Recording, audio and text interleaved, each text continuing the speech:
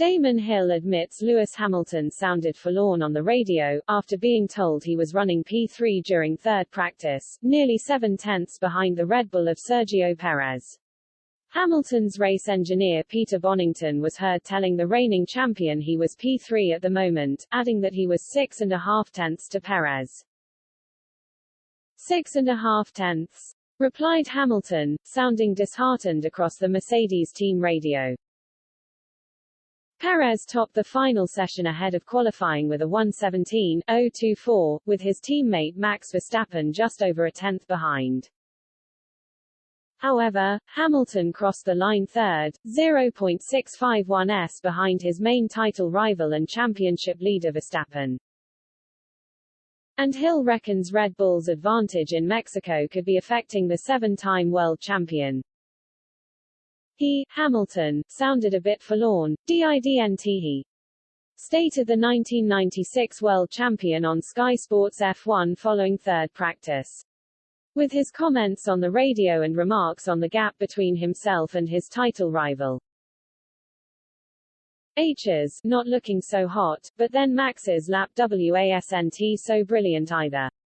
He was a bit unhappy with his attempt at the time, but Sergio must be delighted.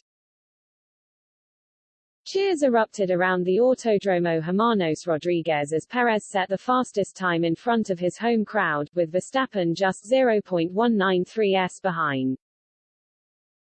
And Hill praised the Mexican's ability to build up temperature in his tires. Hill added, Perez, hadn't been out and done a time.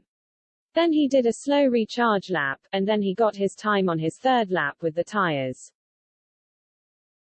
So this indicates the tires being quite durable, and that maybe heat buildup in the tires is important.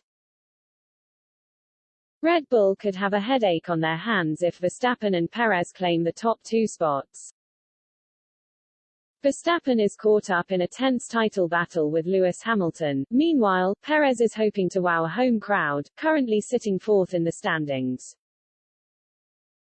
But boss Christian Horner remained firmly on the fence as to what they may do come race day on Sunday. I suppose we're going to get in that position, so it'd be a beautiful headache to have, Horner told F1. We've had some great receptions this year at races, but coming into the circuit this morning outside the hotel, arriving at the airport. I mean that Mexicans, they love Formula One, and they certainly love Checo. So, we're delighted to have a Mexican driver in our car this year. And I hope with both drivers we can put a great show.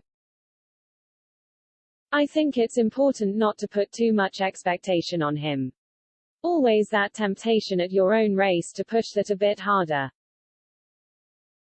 And I think we've tried to keep the build-up pretty measured for him and not put too much expectation that I'm sure he's putting on himself. Home races are tough for any driver, so we'll do our best to support him through that.